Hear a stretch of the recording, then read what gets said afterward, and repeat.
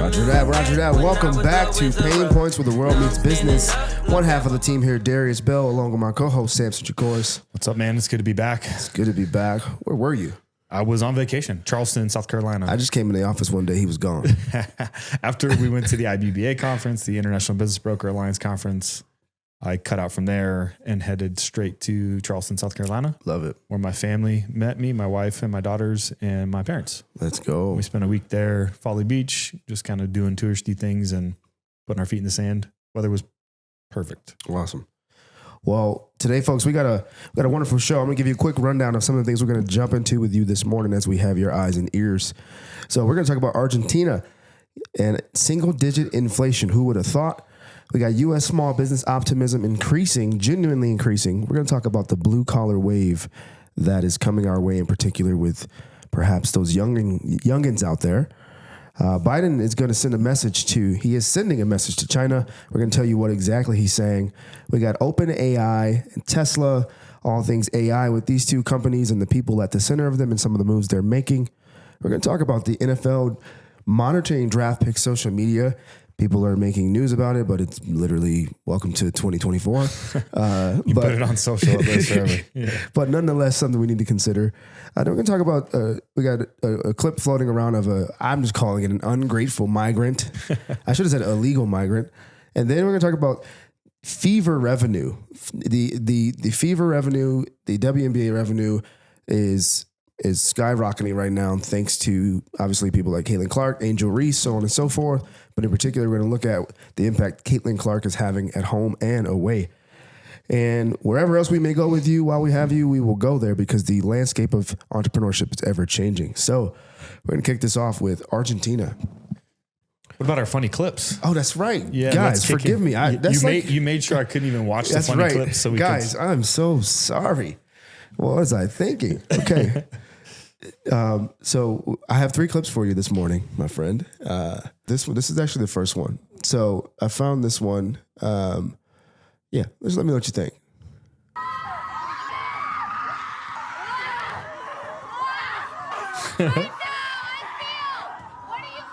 What do you feel? The Zuby comment in the bottom is killing me. Okay. Zuby says, when the barista gets the order wrong for your skinny pumpkin spice latte. Yeah, it's bad, man. $4,000, man. So what's funny about that is $20, man, you just can go to a hardcore show. You get it out. And just get into the mosh pit and effectively do the same thing. There's some studies that have come out that people that listen to like heavy music like that are properly channeling their stress and their anger and releasing it through heavy music. And people have never understood it, but effectively it does feel good to get out there and scream and smash into somebody. It's becoming the thing, though, in particular with women. That's not the first time I've seen it. I've seen other videos and people just ranting and getting it out. And it's like Greeks have been smashing plates for years. Yeah, I just think it's funny, though. Like, if that's what you got to do now while the getting's good, what are you going to do when the hard times come? Because, like, I don't know. I don't have very little sympathy for people. There are plenty of things that make me angry, but I don't get to go around smashing and breaking stuff. And you got to pay somebody $4,000 to walk you through. $4,000 to do it. There's plenty of things that tick me off every day. All right, let's talk about this next clip. This is floating around. It's called the DEI spelling bee, or the capture reads equitable spelling bee. I saw this one. Have you seen it? Yeah. Well, there's some context to it, but I thought this was funny. Just in this is real? It's real. It really happened. Yes. Wow. All right, Alexis, your first word is sprain. Her first word is sprain. That is correct. All right, Jacob, your next word is synovium. Synovium. S-Y-N-O-V-I-U-M. That's correct. All right, Alexis. Like, damn, we thought we had them.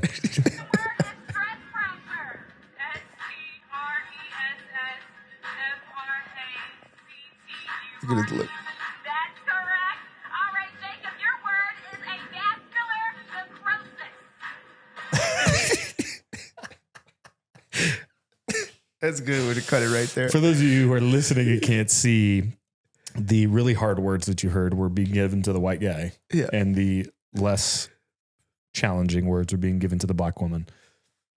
Yeah, for some context, apparently Community Notes says it was a home and away fan thing. So the fan who was representative of the away team got the harder words, while the fan of the Atlanta Hawks or whatever got the which could be accurate.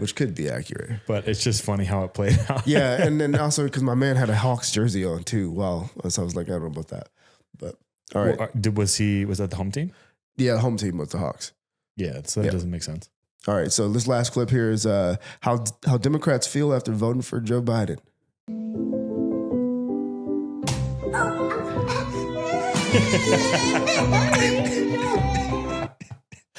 I love how they just are filming it. Just let him do it. Just let him do it. He's going to learn today. You're going to learn, man. Oh, that's too good. Yeah, buddy. Well, that's a good segue into our first article. So there was a story that came out today, and we'll pull up the clip for you guys on YouTube, the Instagram post. But this month, or I guess it would be last month, Argentina hit single-digit inflation. And so that's a really big deal for a lot of reasons, because Argentina has been in the 100% inflation. And this article here says at one point they were projecting going into this year that they were going to hit 211% inflation, which is that is wild. Pretty wild. And the reason this is important to us as entrepreneurs, specifically here in the United States, is Argentina has a very similar governmental structure to the United States. And they also have a very similar structure from a commodity standpoint, from farming, farmland, shale. They can pretty much be independent. And they're actually shaping up as the United States kind of removes itself from the greater global economy to become a bit of a force. I don't know if they'll ever be a superpower, but a bit of a force to be reckoned with, because they can pretty much take care of themselves and be independent. And they'll probably end up being a net producer of oil and gas and other commodities and whatnot. But the lesson is, one, it could always be worse, right? So we're experiencing, inflation. And that is determined a couple different ways. And I think there's different arguments about how bad it actually is. But it ain't 200%. The poverty line, about 40% of the nation in Argentina was in poverty, and that was approaching 60%. And they're still kind of battling that. And with that much inflation, you're devaluing the peso, which is what they use, pretty tremendously. So we talked about it in previous, what's going on here, devaluation of the dollar. We're still one of the best houses in a bad neighborhood, right? So it can always be worse. But I think the bigger lesson is, how did they go from 25% monthly inflation to 8.8% inflation? And it comes down to simply one thing. They just went through and they started slashing all of the government funded projects. And so we talked about it on this pod a while ago. We're printing $1 trillion a quarter. We just passed the $1.2 trillion infrastructure bill. And as we went through that list on this podcast, we saw that the vast majority of those outside of the military were these government programs that don't produce any income. They don't make any money. And so therefore we're just floating the bill for all this government crap effectively, which to me, there are needs for some social programs, but the amount that were in that infrastructure bill were out of control. That was mostly research. Correct.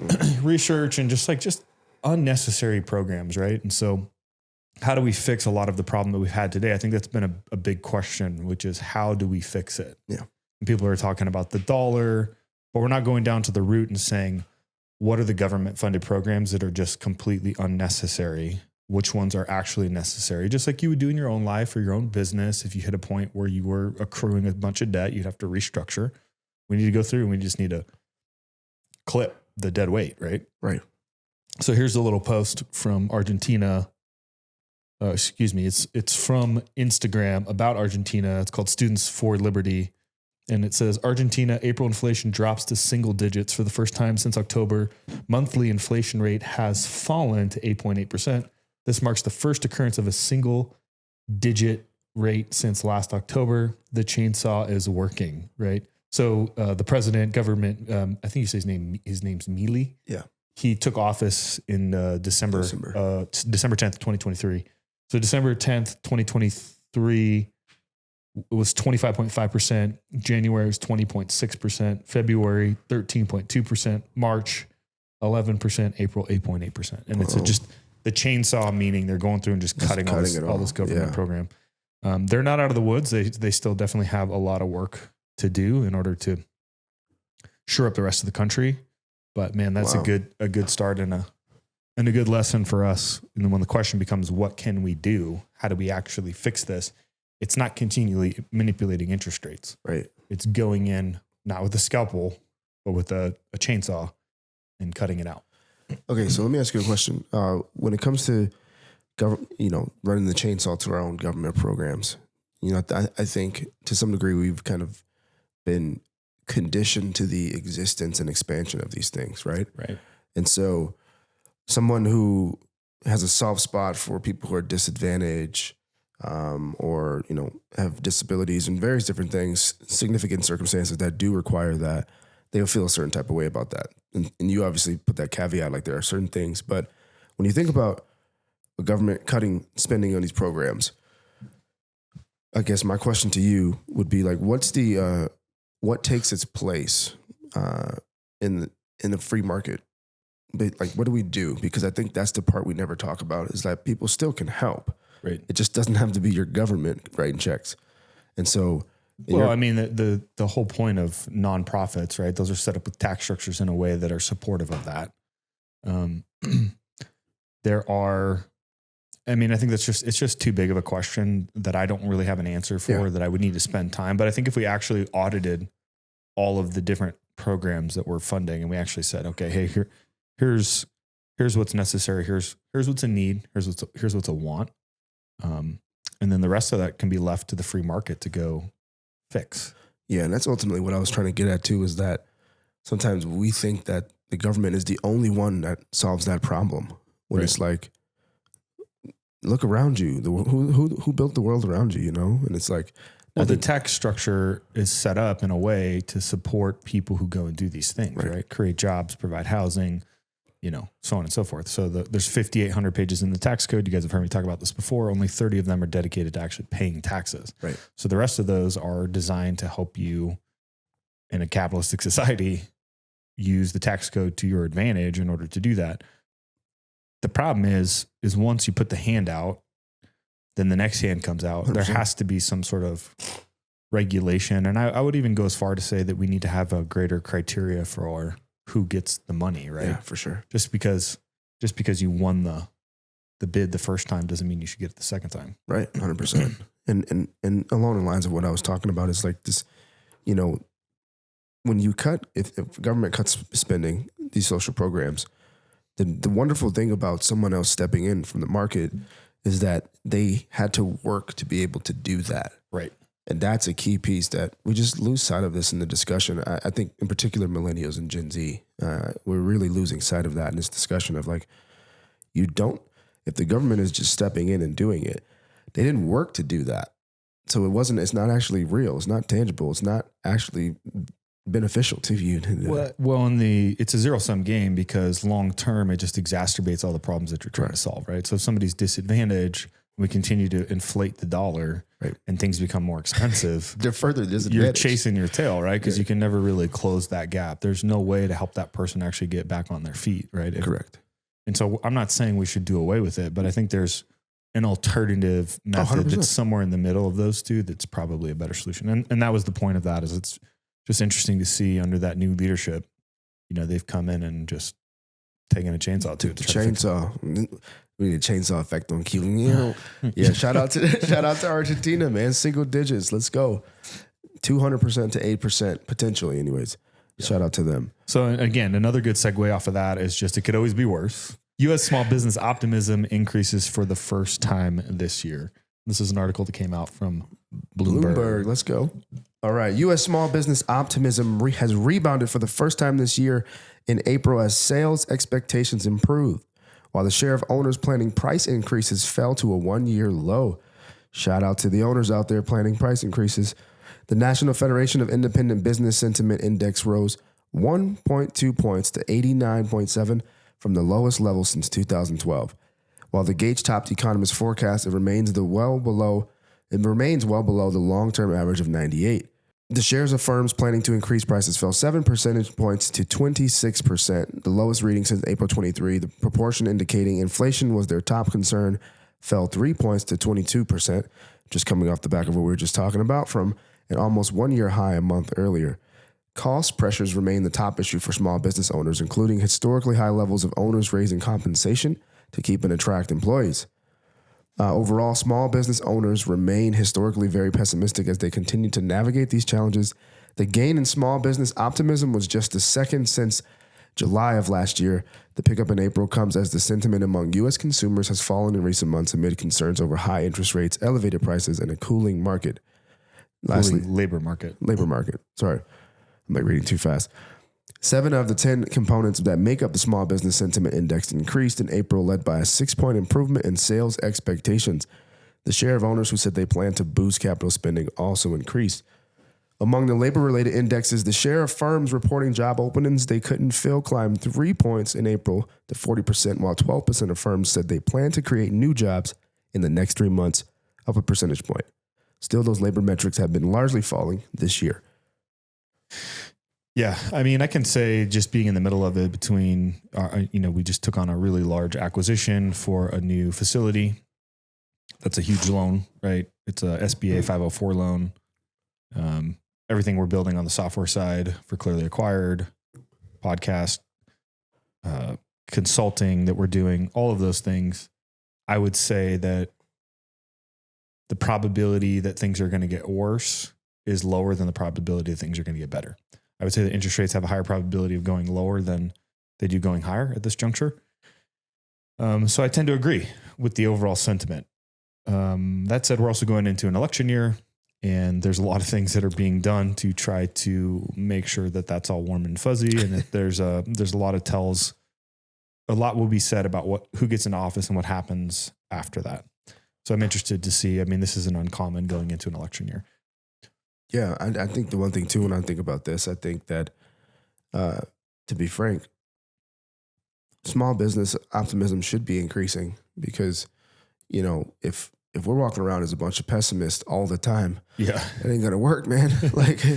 So you have to, you get more comfortable with the current state of things, and you're pivoting and working through it and optimizing. Yeah, and I love the fact that we're more confident that hey, we're gonna find ways to make sales, we're gonna find ways to fill jobs and do these things. So, I mean, and other things, I think like work from home allure is kind of wearing off a little bit. People have not been working for a while. And so you can only ride that pony for so long before you're ready and willing to get back to work. Dude, I think one of the reasons when I think about small business optimism, I tend to think about something we'll talk about later too, which is the changing landscape with trades and things. I think a lot of people out there are realizing, I think there's obviously they see AI, but I think they're seeing, whether they know it or not, or they're asked in a survey, I think they're seeing that cycle's coming back around for solid business leadership is going to win, principled, tried and true, humble. Yeah. The allure of white collar. I mean, we were all told to go to school, get a degree and go get a white collar job, right? You didn't go to school and get a degree to go get a blue collar job. I got a white hat job. Yeah. So people have that is kind of rubbed off. And then obviously with the evolution of AI, we've like outsmarted ourselves in the white collar space. Right. And so a lot of these jobs that young people were going to school for are being phased out. So yeah. And that's a great segue to just kind of this post we have from Codie Sanchez, who, if you guys don't know who she is, you've been living under a rock. She's pretty much a thought leader as it relates to buying businesses and what she calls buying boring businesses. Yeah. And she made this post specifically about the blue collar wave that's happening right now. Yeah, Roger that. You want to take us through it or you want me to kick it off? She says, we could be seeing the death of white collar jobs. 10 trends that prove blue collar wave is happening right now. Number one, 56% of Gen Zs would rather turn a wrench than type in a spreadsheet, right? They see insane college costs, rising pay of blue collar jobs, less stigma on working with your hands. And obviously that's what we just talked about. 2, college ROI is being questioned like never before. I wonder why. Yeah. I mean, I'll give my own personal testament. I transferred where I had a scholarship. I was playing football to University of Colorado Boulder. That first year of out-of-state tuition was $30,000. Thankfully I got put back on scholarship. that out-of-state tuition today is 70, 75. Yeah, it's up there. And in-state tuition is now 30. In-state tuition Ooh. at the time was like 10 or 12. So inflation has hit that market pretty That's hard. crazy. That's virtually out-of-state tuition somewhere else. Wow. Correct. Yeah. Wow. So the ROI, obviously, so studies show that 40 to 50% of recent grads end up in jobs that don't use their degree. And that was even the case when I graduated with a degree in human physiology, walked out of school on a Friday, walked into a futures and commodities brokerage the following Monday, right? So I went pre-med basically to finance. Yeah. For a lot of money. Yeah. Thankfully, I Yes, had most of it thankfully. paid for, For right? sure. Number 3, AI anxiety has workers rethinking what fields are safe. ChatGPT is showing how many white-collar jobs could be automated, but plumbers, electricians, mechanics, not so much. Gen Z now believes the trades equal security. And I would agree with that to a certain extent. Yeah. 4, dirty fingernails are starting to out-earn clean ones. Recent construction hires saw pay jumps of 5.1% to a median of $48,089. Yeah, and she contrasts that with the professional service roles. Correct. That's almost twice as fast as professional service roles, which rose just 2.7% with the average median at 39,520. So the median construction worker now earns 69,200, not far behind business roles at 78,500. And you can go to a trade school for 1 or 2 years, Not have the debt. not have the debt, Yeah. and be on your way to earning. And less likely to be optimized. I mean, well, pushed out of the way by AI.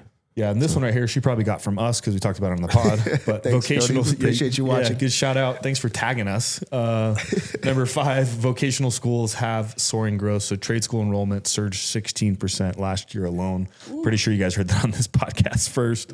74% of people still see a stigma around vocational education, and that's expected to fade fast. So a testament to that. So my dad actually went to trade school. He's been a cabinet maker for most of his life, went on to be a carpenter. And coming full circle when 2020 hit, he moved to Colorado, him and my mom, and he was looking for a place to work. And he ended up at a company called Earth Roamer. And Earth Roamer builds these incredible overland vehicles. Shout out Earth Roamer if you guys want to throw us some change for sponsoring you on our pod. But anyway, my dad ended up getting the job because he was so skilled as a cabinet maker. And these young bucks didn't want to come in and actually work. And he's like, man, I can build cabinets in my sleep. And so, you know, the cycle runs full, right? My dad's 66, 67. Yeah. It used to be cool to go get into the trades. And then with me, he told me to go get a college degree, right? So it's all cyclical. Number 6, innovative new school models are blending the classroom and the job site. Campuses like Opportunity Central and Texas mix academics with real world experience. Yeah, that's cool. Yeah. And this is more of what would be known as an apprenticeship, which is really common like in Switzerland. Yeah, and what's neat too is like these kids are fully operating businesses, networking, building partnerships with local businesses, like really sweet. Yeah. And then number 7, retiring boomers are creating a surge in blue collar demand. Mass retirements are leaving huge gaps in critical fields. It's creating a desperate need for young talent in the trades. And, or if you guys have been following us, it's creating entrepreneurs to go and buy those businesses and keep those jobs in place and carry this next wave of tradesmen and women coming out. Number 8 says trades workers are younger than ever. The average age of electrician, plumbers, and mechanics is trending down. This is a stark contrast to the overall aging of the population as boomers retire and Gen Z is stepping up. Number 9, tech and falling stigmas are making dirty jobs more attractive than ever. Advancing tools and safety tech are modernizing blue collar fields. Attitudes are shifting. The jobs that keep our world running are finally getting their due. And she shows this great chart that's kind of breaking down the age demographics, which we'll show on the video version. Number 10, young people are realizing the potential of local businesses to see the upside in owning a welding shop over being a cubicle dweller. Yeah, And that's cool. a wrap. The tides are turning. The tides are turning, and what I love is that, you know what's actually sexy and attractive? Success and having options and freedom. Yeah. And not being a slave, professionally speaking. And I think there was also just a misconception about how much money could be made in those. well, that's what I'm saying. It's like, we know some people in the trades out here that Woo. Yeah, absolutely. So it's wonderful. I like to see it because we need it. We need it, right? We know we need that influx of youthful attention in the space. Yep. And that's a good segue to kind of this next article that we're going to talk about. It's directly related to, it says Biden sends a message to China with 100% tariffs on EVs. Ooh. And so for the last 20, 30, 40 years, we've been primarily leveraging China to manufacture our goods, right? Because it's cheaper. And now China is trying to pull labor over to like Mexico and things like that. And it's actually now cheaper to go manufacture in Mexico than it is to manufacture in China. And so we don't need to go through the whole article, but it's telling. It's something that we've been talking about on this pod quite a bit, that the United States is slowly but surely removing themselves from the greater global economy. And they're making it harder and harder for us to be a consumer economy and moving us towards being a producer economy. And so along with trades here in the United States, along with manufacturing coming back stateside, along with tariffs increasing under whatever, every president was going to do this at some point. I remember Donald Trump was talking about this. He's been talking about this forever. It needed to be done. It was an initiative that needed to take place. And so it's just a shift in the world. Yeah. What's wild. So one of the things, just a couple points in here, literally tariff rate will double 50% on solar cell imports as China literally controls 70% of the global production of solar. You know, like their control over solar and batteries and different things is pretty astounding. And without taking this conversation somewhere else, that's why the debacle in Afghanistan was so serious. But I digress from going there with you guys. But what's also really interesting to see is, from my perspective in reading this, I just wonder like what motivates this. I feel like being an election year. Yes, of course. I personally am like, oh, they're thinking about, because, remember Trump was touting this about 2 months ago, that this was the move to make, that we're not going to be just letting China do whatever it wants and go down to Mexico and manufacture, and it wasn't going to. And so I just love that it's kind of a little bit of a chess game also attached to the relevancy of this news. Right. Well, good. Either way, we need to be playing ball in a way that favors us. Yep. Unless we want to end up like the Argentina of old. So shout out. I never thought I'd say this. Shout out to President Joe Biden. Hey, Uncle Joe. Sleepy Joe waking up. Let's go. All right. So we're going to talk a little bit about AI in this portion of the pod. In particular, we're going to talk about Scarlet Johansson. She's in the news with OpenAI. We're going to talk about Chamath as well. And so this story from Business Insider. Scarlett Johansson says she declined Sam Altman's offer to voice chat GPT. Now she's lawyered up after an eerily similar voice was released. OpenAI demoed. Let's go to some of the bullet points here. All right, up top, Cole. OpenAI demoed a voice for ChatGPT last week that many thought sounded like Scarlett Johansson. The actor said she declined an offer from Sam Altman to voice ChatGPT and was angered by the similarity. OpenAI said that it was pausing the voice and that it wasn't intended to imitate Johansson. I doubt that. A little bit into the article. Scarlett Johansson said in a statement that she was shocked and angered when OpenAI released a voice for its new GPT-4o model that sounded eerily similar. Cole, is it 4.0 or 4.0? 4.0. Omni, thank you. Our resident AI scholar here. That sounded eerily similar to her own after she declined an offer. OpenAI announced its GPT-4o model last week, along with improved voice capabilities for its artificial intelligence assistant, including several voice options. One of the voices immediately sparked comparisons to her movie Her, in which a man falls in love with an AI chatbot voiced by Johansson. OpenAI said late Sunday that it was pausing the voice known as Sky, but it didn't specify why. Didn't want to get served. In a blog post, the company said it worked with real voice actors to create each of the voices. We believe that AI voices should not deliberately mimic a celebrity's distinctive voice. Sky's voice is not an imitation of Scarlett Johansson's, but belongs to a different professional actress using her own natural speaking voice, the blog post said. Prove it. Let's see if we can hear Sky's voice. I'm doing fantastic. Thanks for asking. How about you? Pretty good. What's up? So my friend Barrett here, he's been having trouble sleeping lately. And I want you to tell him a bedtime story about robots and love. Oh, a bedtime story about robots and love? I got you covered. Gather round, Barrett. Once upon a time, in a world not too different from ours, there was a does sound robot like her. named... Yeah. Wow. Okay, but do people not have similar voices?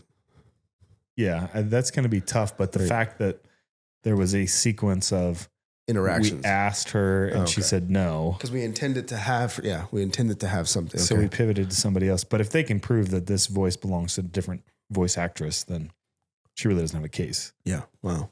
Interesting. But it does work like good PR because we're talking about it. Facts. But I mean, I think that the bigger issue, tying it back to our entrepreneurs, is, if anything, is just that the continuous change into a world where we're continuously interacting with AI and its capabilities are being on display, and the potential negative ways or ways in which AI can be used to misrepresent you are something to be considered. I mean, that use case right there, the way that it was being used was like Siri on steroids. Yeah. I mean, full on, just tell me a bedtime story. That was the prompt. And then it just goes fully into a story that it made up. I mean, that's incredible. I'd be curious to know why she declined. She probably found it weird. Yeah. Yeah. Thinking of, okay. So let's follow on that with the Chamath article. Dude, how do you pronounce Chamath's last name? I never get this right, man. So I'm not even going to try. I'm sorry. Chamath, with all due respect, I'm not going to try to get your name right today. You're just known as Chamath. You've got enough success where you've become a first name. Yeah. So. Probably happy to. Yeah, that wasn't it. Yeah, we'll just go with Chamath. A friend of mine told me this yesterday, which I loved. He told this story about refrigeration, and the story he tells is that the people and the person that invented refrigeration made some money, but most of the money was made by Coca-Cola, who used refrigeration to build an empire. And I view these large language models as refrigeration. It's good. Will there be some money made in it? I think so. But the Coca-Cola has yet to be built. And those are the companies that are really going to monetize it. And in order to monetize it well, here's a basic thing about machine learning that's worth knowing, which is if you take 1,000 of the same inputs and give it to Facebook and Microsoft and Google and Amazon, they'll all come up with the same machine learning model. Interesting. But if you have one extra thing, one little ingredient that all of those other companies don't have, your output can be markedly different. Mm-hmm. It's like giving 2 great chefs 3 ingredients, but you give the 3rd chef 1 extra one. That person has the ability to do something very special. So right now we are in the world where everybody is crawling the open web. We're going to move to a world where as everybody gets sophisticated enough, where when refrigeration is widely available, somebody's going to say, you know what, this site, I'm not going to allow anybody else to access. It's only me, only for my models. And those models will become better. And so we have to let that play out a little bit. And so it's going to be a little bit of a really interesting arms race. So the next wave of M&A, for example, could be companies like Google and Microsoft and Facebook looking at these companies saying, can they be viable inputs to my large language models or to my other machine learning and AI models? So you could see M&A activity that drives that differentiation before anything else. So then as a result, for guys like us, early stage investors, we may want to invest in companies that have 0 viable public market potential whatsoever, but is building a data repository that's so unique that we know that it will feed one of these bigger companies and their efforts in AI. And that could very well justify making an investment that we would otherwise not make today. I love that. It's wise, right? It's very similar to the internet and then building a company on top of the internet, right? So that's a great analogy, man. So good. So what's the response to that is, what's your Coca-Cola? Instead of being fearful of AI, how are you leveraging it? What tools are you building? How are you integrating it into your business? And how are you bringing that to the market? Right. That's actually what's valuable. Yeah. And I think the other thing too is, like, if I'm thinking about Coca-Cola, they probably weren't making it based on the existence of refrigeration. They were just like, we want to make this thing. And it just so happens that the technology exists to enhance the consumer's experience. Correct. The product. So it's like you're doing things already Right. that AI can come and enhance or revolutionize. Absolutely. So I love it. Shout out to Chamath Papalapala.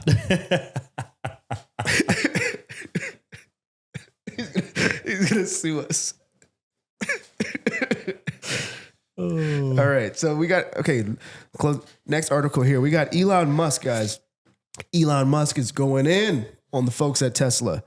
He's playing no games and he's standing on business, as the kids say. So this one comes by way of Electric. What an art publication name. The headline reads: Elon Musk confirms his threats. Give me 25% of Tesla or you don't get AI and robotics. Well, here's the thing, folks. We use ChatGPT to come up with a little summary of this article, and we're going to feature that as the rundown. So check this out. Background context. Elon has issued a significant demand to Tesla shareholders. Give him 25% control, or he will withhold AI and robotics products from the company. Well, here's why this matters. We'll give you a rundown. The main discussion point, the 25% demand. Elon currently owns 13% of Tesla shares, and his compensation package from 2018 could actually raise him up to 18, but clearly he wants 25. And Musk argues that Tesla's value hinges on its AI and robotics capabilities. His demand challenges Tesla's board and shareholders, raising questions about the company's future. It's an unprecedented move for a CEO to make such a public demand of its people, its board, and shareholders. Some of the implications for us to consider, guys, as we think about this, is just Elon's going full on negotiating mastery, negotiating wizardry right now. He's playing a samurai game. And ultimately he has leverage because, dude, he's the nucleus of this entire thing. Yeah. You know, and I don't know what the motives are outside of not losing control of his company. Yeah, I think if I had to pontificate on it, Please do. he has some thoughts on AI and robotics and how it should or shouldn't be used, and even putting some limiters and governors in place to essentially protect us from ourselves. Correct. And so I think 25% must be significant voting share for him to make some pretty heavy decisions, or maybe even thwart some other decisions being made. So that is likely what it has to do with. But then he also knows that there's nobody out there really who understands the company better, understands AI better, and can ultimately drive the business forward in that way. And so because the chips are on his side of the table, he's pushing his weight around a little bit. Yeah, I think that's a really insightful observation or attempt at pontificating. I think you landed it. But one thing I would say is he's really impressive in how he plays chess publicly. Yeah. And the moves that he makes. And in terms of like how we assess that as entrepreneurs, I think there's a certain degree of freedom that he operates with because he's operating according to who he is and he's building according to who he is that we should aspire to have that allow us to, no, dude, you're not going to, now I'll let you in my company and I know what I was doing, but this is my company. Yeah. I'm close. I got the brand essentially. If I go away, this thing's in trouble to a degree. You'll still function, but it won't be. I don't think Tesla is what it is without Elon. No, exactly. It's not. And so the need to continuously invest in our brands, the need to continuously lead with our convictions and our values and be at the forefront. And should we take on partners, the kind of partners that are not going to put us in positions, where we're beholden to them, or at least we're going to put up a fight. Right. So shout out to Elon here. Hopefully we'll see what happens. Otherwise, your Tesla's going to be a Honda Civic. The Indiana Fever set a WNBA single game ticket revenue record 3 days ago. I wonder why. Well, check this out. Article from AOL and Yahoo. Caitlin Clark didn't win Saturday afternoon, but her outing at the Barclays Center set a WNBA revenue record. The New York Liberty earned more than $2 million in ticket revenue for their 91-80 win over the Indiana Fever on Saturday. That's an all-time record for the league in a single game. This was an away game for the Fever. This wasn't a home game. The game was sold out, which means more than 17,000 people packed in to watch the contest. Wow. It was the third sold-out game that Clark has played in the season so far. And at that point, they had only played 3 games. Yep. So everywhere she's gone, 2 away, 1 there.